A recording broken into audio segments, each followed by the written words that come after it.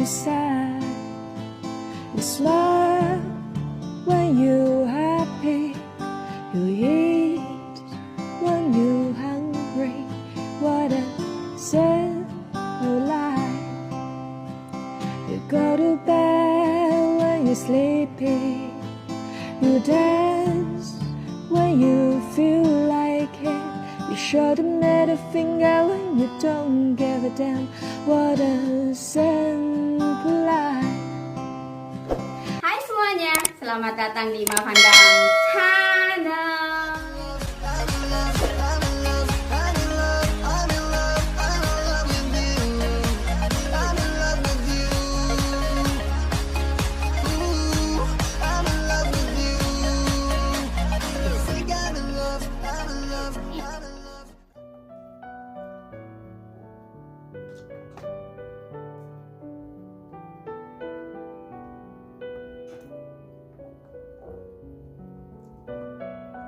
What are you doing?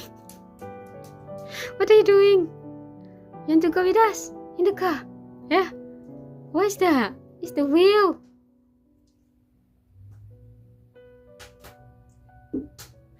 Halo teman-teman sahabat ceriaku, jumpa lagi dengan aku Ima Vandam. Dan pada kesempatan hari ini aku akan berbagi pengalaman. Jadi sharing tentang apa saja sih yang dibutuhkan oleh WNA untuk masuk ke Indonesia ya, karena ini adanya COVID. Jadi ya banyak hal, dokumen-dokumen yang harus dipersiapkan. Tidak seperti biasanya WNA masuk ke Indonesia tinggal booking tiket, terbang, dapat visa on arrival ya kan. Anyway, sejak COVID sudah berubah dan sempat di Indonesia ditutup bordernya untuk WNA, yang mana sudah dibuka lagi sejak September 14 September kemarin ya. Dan ya kita akan terbang tanggal 19 November ini. So, jadi apa saja yang dibutuhkan WNA untuk masuk ke Indonesia? Kalau aku kan WNI ya teman-teman, jadi gampang. Kalau aku ya tinggal ke sana aja, pastinya ada PCR test, kemudian hotel karantina di sana, asuransi itu ya untuk WNI.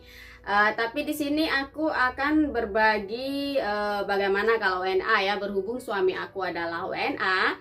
Jadi pertama-tama pastinya butuh paspor.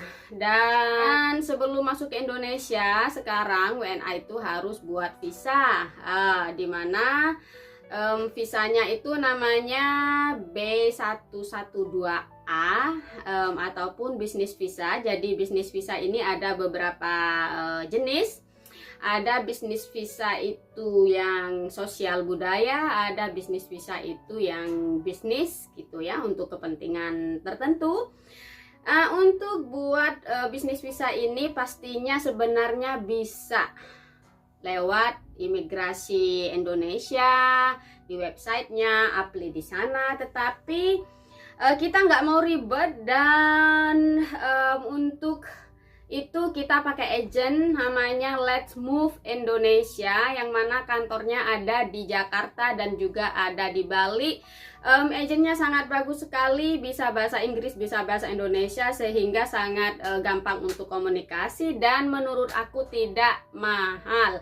Karena untuk bisnis visa ini kalau kalian apply sendiri, kalian harus punya sponsor, yang uang sponsornya itu banknya harus sekian berapa ratus juta ya, kayak gitu-gitu. Jadi pakai agent menurut aku lebih efisien ya. Jadi fee untuk buat visa ini sebenarnya hanya Rp800.000, tetapi karena pakai agent, agentnya itu tarifnya 3,6 juta atau Rp3.600.000 plus dengan fee visanya 800.000. jadi kita total bayar 4.400.000 dalam 5 hari jam kerja visa keluar ya kan.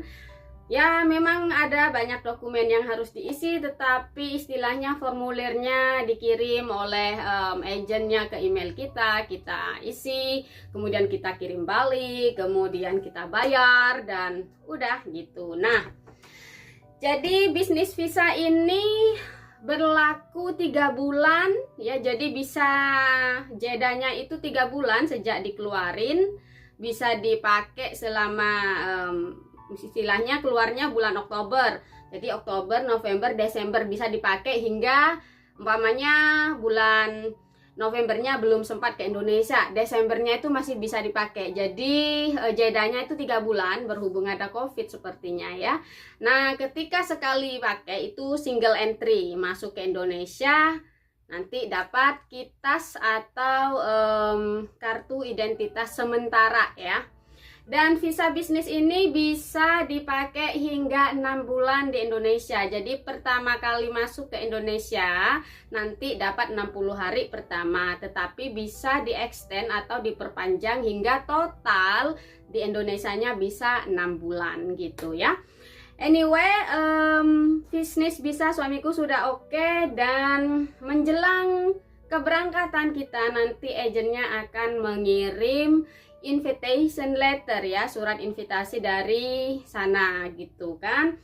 Karena suami aku memang ke Indonesia dalam urusan bisnis ya, bukan sosial budaya tapi urusan bisnis, karena kita memang mau beli tanah gitu ya. Pastinya atas nama aku, tapi kan suami aku juga gitu, pastinya atas nama aku ya teman-teman. Jadi oke, itu sudah 3 hal yang harus kita buat ya. Kemudian yang keempat adalah tiket. Nah, tiketnya itu diusahakan yang return ya. Kalaupun nggak return ya nggak apa-apa. Jarang sih ditanya, tetapi kalau kita memang kalau bepergian kita pasti beli yang return karena lebih murah. Istilahnya kalau mau balik ke sini lagi nanti keluar duit gede lagi. Kalau beli return itu apa ya? Selisihnya cuman sedikit teman-teman. Jadi ya udah beli itu, dipakai apa enggak ya udahlah gitu. Jadi anyway, kita November tanggal 19 kita terbang, bulan Mei tahun depan kita balik, itu return tiketnya, dan itu fine. Istilahnya kita hitung itu 6 bulan kemudian kayak gitu ya. So setelah itu yang kita butuhkan sebelum terbang adalah kita harus PCR test ya. Jadi Indonesia masih mewajibkan kita ada PCR test minimal 72 jam sebelum keberangkatan, dan itu kita sudah booking ya. Sekarang kan masih tanggal 10, jadi masih 9 hari lagi. So ya, yang jelas kita sudah booking. Kemudian statement self quarantine ya, istilahnya surat perjanjian bahwa kita mau mengikuti aturan pemerintah untuk wajib karantina, dan makanya kita harus reservasi hotel karantina yang sudah ditunjuk oleh pemerintah Indonesia. Linknya ada di kolom deskripsi ya teman-teman. Quarantinehoteljakarta.com kayaknya ya, ada di link di kolom deskripsi, ada linknya. Kita sudah reservasi. Jadi karena sekarang itu makin membaik COVID-nya, sehingga untuk fully vaksin, untuk orang-orang yang sudah full vaksin 2 kali, kita cuma 2 malam 3 hari dalam hotel. Jadi setelah itu kita bisa lanjut perjalanan kita ke Lombok, karena tujuan akhir kita di Lombok ya, untuk lihat lahan dan menetap di sana. Oke, selain booking hotel itu kita juga harus menunjukkan bukti vaksin ya. Nah, oke, ini bukti vaksin yang dari Indonesia, yang dari Inggris. Kita harus register ini ke Peduli Lindungi, yang mana sudah aku kerjain. Tinggal nunggu verifikasinya. But anyway, banyak yang komplain, WNA yang komplain di grup Facebook Indonesian Law, bahwa aplikasinya nggak bagus gitu, kadang-kadang nggak masuk register kita di sini, dan itu tidak jadi masalah di Indonesianya. Yang penting kita print out hasil ini ya istilahnya print out bukti kita sudah vaksin yang dari UK. Kita kasih ke ini orang di bandara, mereka sudah oke dengan itu, jadi it's not a big problem. Tetapi pastinya aku juga sudah melakukan sesuai aturan. Mudah-mudahan punyaku dan punya suami aku masuk ke Peduli Lindungi ya gitu. But it's not a big problem, kalaupun gagal tidak masalah, yang penting bukti vaksin dari sini di print out gitu ya. Oke, yang terakhir adalah untuk masuk ke Indonesia. Kalau WNA, nggak tahu kalau WNI harus enggak sih kalau WNI, karena kalau umpamanya positif COVID ditanggung pemerintah ya. Jadi kalau WNA istilahnya ya harus ada asuransi kesehatan yang mengcover, termasuk mengcover apabila dia positif COVID.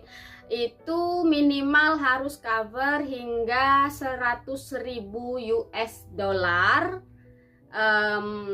biaya per pengobatan. Nah gitu. Kalau aku dan suami aku, kita kemanapun kita selalu ada asuransi itu untuk jaga-jaga ya teman-teman, apalagi saat ini.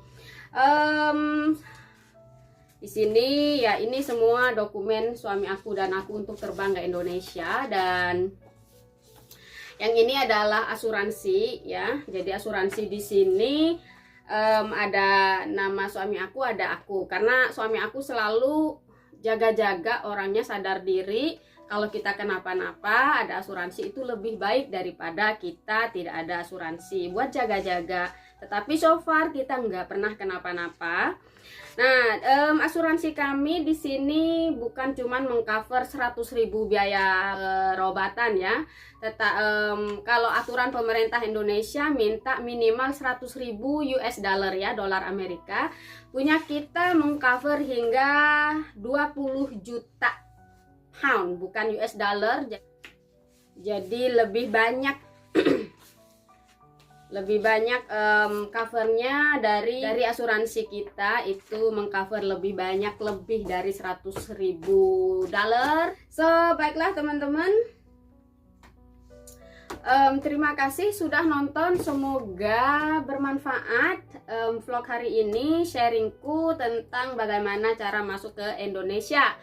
Oke, di vlog sebelumnya aku share tentang dokumen yang dibutuhkan Lexi untuk terbang ke Indonesia, dan ya cerita yang sama bahwa kami tinggal di Pulau Isle of Wight, yang mana untuk ke bandara di London itu perjalanannya itu banyak sekali yang harus dilalui. Kita harus naik taksi ke pelabuhan 8 menit, dari pelabuhan kita nyebrang laut 22 menit, kemudian dari mainland ke bandara itu butuh sekitar 2 jam kalau tidak macet.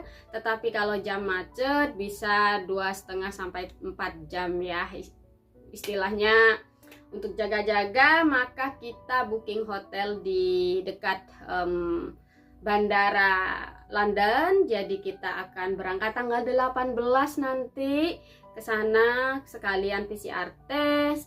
Kemudian kita di hotel semalam, esoknya kita terbang dengan rilaks ya, nggak perlu buru-buru karena penerbangan kita jam 11.45 atau jam 12 kurang seperempat. So ya, doakan semoga perjalanan kita lancar, Lexi juga baik-baik ya, karena Lexi aku siapkan tasnya, makanannya, selimut, kain ya, kain yang bau aku supaya dia tidak merasa ditinggalin selama di karantina nanti. Juga beberapa boneka dan bola. Aku sudah bilang ke agennya saat kan mereka yang kasih makan ya pagi sore gitu, ketika mereka itu kasih makan dan bersihin ruangan Lexi, semoga saja mereka ada waktu dan bisa main bola sebentar, karena kan nggak boleh keluar ya, jadi satu kamar itu satu anjing gitu. Dan di sini aku akan tampilkan lagi bagaimana tempat karantina Lexi, dan video ini aku sebenarnya dapatkan dari vlog Winnie Wijaya.